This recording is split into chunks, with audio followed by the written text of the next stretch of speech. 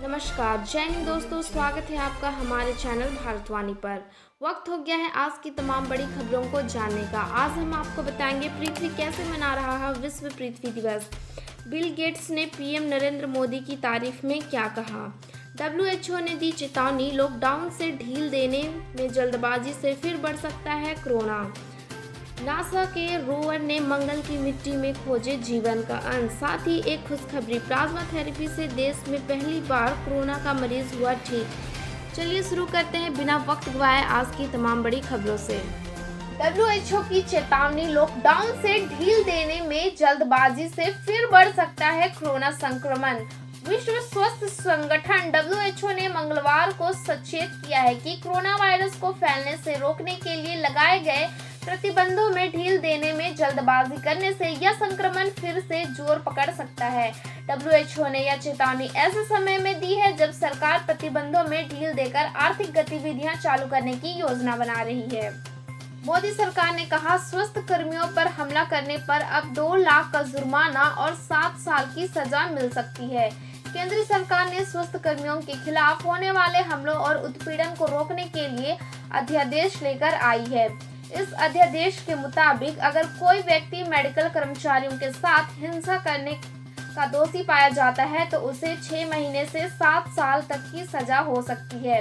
इतना ही नहीं, 2 लाख रुपए तक आर्थिक दंड देने का भी प्रावधान किया गया है। कोरोना के मरीजों की जान बचाने को प्लाज्मा तकनीक अपनाएगी दिल्ली सरकार, केंद्र से मिली मंजूरी। देश में पहली बार प्लाज्मा थेरेपी से गंभीर हालत वाले 89 वर्षीय कोरोना पीड़ित मरीज का सफल इलाज दिल्ली के सकेत स्थित मैक्स अस्पताल में किया गया है। प्लाज्मा थेरेपी देने पर चौथे दिन ही मरीज वेंटिलेटर से बाहर आ गए।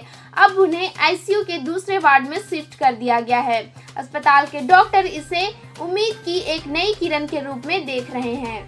कोरोना का साइलेंट अटैक, दिल्ली से जयपुर, जयपुर से लखनऊ, लखनऊ से भोपाल कोरोना का साइलेंट अटैक देखा जा रहा है। सूत्रों के मुताबिक पता चला है 20% मरीजों में कोरोना के लक्षण पाए जा रहे हैं, जबकि 80% मरीजों में इसके लक्षण नहीं पाए जा रहे हैं। आयुर्वेद की इस तकनीक से कोरोना का इलाज ढूंढेंगे भारत के वैज्ञानिक। आयुर्वेद से कोरोना वायरस पर होगा शोध। भारत में कोरोना का दवा को लेकर बड़ा प्रयोग। टास्क फोर्स से जुड़े सूत्रों का कहना है कि जल्द ही इस प्रस्ताव को मंजूरी मिलने जा रही है।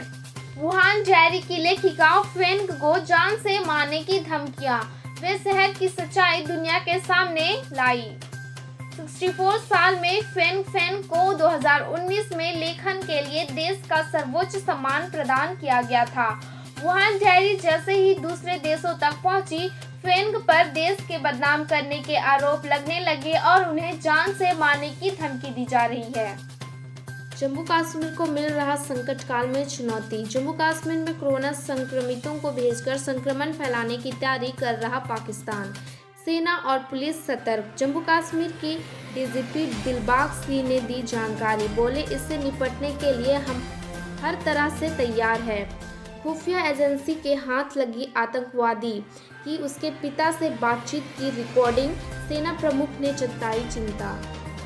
बिल गेट्स ने की पीएम नरेंद्र मोदी की तारीफ, बोला कोरोना से भारत को बचाने के लिए आपके प्रयास सराहनीय हैं। दुनिया के सबसे अमीर व्यक्ति माइक्रोसॉफ्ट कंपनी के स्थापक बिल गेट्स ने प्रधानमंत्री मोदी को पत्र लिखकर कोरोना महामारी के खिलाफ भारत के प्रयासों के लिए उनकी तारीफ की है। उन्होंने अपने पत्र में पीएम मोदी के नेतृत्व और कोरोना महामारी को लेकर केंद्र सरकार द्वारा उठाए गए कदमों की भी तारीफ की है। कोरोना वायरस की जांच करने के लिए देश में बने 3 लाख टेस्ट किट, अगले महीने 20 लाख बनने की तैयारी। चीन से आयातित रैपिड एंटीबॉडी टेस्ट किट की गुणवत्ता पर सवाल उठाने के बाद एक अच्छी खबर आई, अब देश में भी ये किट बनने लगी है। गुरुग्राम के मनेसर में सरकारी कंपनी HLL हेल्थकेयर और दक्षिण कोरियाई company ACD biosensor rapid antibody test kit बनाने में जुटी है। अमरनाथ यात्रा रद्द करने का फैसला वापस लिया गया। 23 जून से होनी है शुरुआत। जम्मू कश्मीर सूचना निदेशालय ने उस प्रेस नोट को वापस ले लिया जिसमें उन्होंने अमरनाथ यात्रा 2020 के रद्द होने की जानकारी दी थी। इससे पहले जानकारी आई थी कि कोरोना महामारी के कारण इस साल होने वाली अमरनाथ यात्रा को रद्द कर दिया गया है, लेकिन अब सरकार ने फैसले को वापस ले लिया है। लॉकडाउन के बीच मिथुन चक्रवर्ती के पिता बंसल कुमार ने दुनिया को कहा अलविदा। बेंगलुरु में फंसे एक्टर, खबरों के मुताबिक उनकी मौत किडनी फेलियर की वजह से हुई है। वहीं इस बात की चर्चा है कि मिथुन चक्रवर्ती इस वक्त बेंगलुरु में फंसे हुए हैं। कोविड-19 के कारण स्कूल कॉलेज बंद होने का सबसे बुरा असर लड़कियों की शिक्षा पर पड़ेगा। यूनेस्को ने कहा कि कोविड-19 के बीच दुनिया भर में शैक्षणिक संस्थानों के बंद होने से 154 करोड़ से अधिक छात्र गंभीर रूप से प्रभावित हुए हैं और इसमें भी लड़कियों पर इसका सबसे अधिक असर पड़ेगा, क्योंकि इससे पढ़ाई छोड़ने वाली छात्राओं की संख्या बढ़ेगी तथा शिक्षा में लैंगिक अंतर की खाई और गहरी होगी। कोरोना लॉकडाउन के बीच प्रधानमंत्री नरेंद्र मोदी ने सोशल डिस्टेंसिंग को ध्यान में रखते हुए अपने दोस्तों को याद कर उन्हें किया फोन और पूछा हालचाल। पृथ्वी मना रहा है विश्व पृथ्वी दिवस। जो काम वर्षों में सरकार नहीं कर पाई वह लॉकडाउन ने कर दिखाया। महामारी के प्रयास को रोकने के लिए लागू किए गए लॉकडाउन से पृथ्वी को भी फायदा हुआ। इस दौरान उद्योगों में कामकाज ठप होने, वाहनों की आवाजाही पर प्रतिबंध और निर्माण कार्य रोकने से पृथ्वी पर प्रदूषण घटा। विशेषज्ञों का मानना है कि हवा और पानी को शुद्ध करने के लिए सरकारों ने जो काम वर्षों में नहीं कर पाई वह लॉकडाउन ने कर दिखाया है।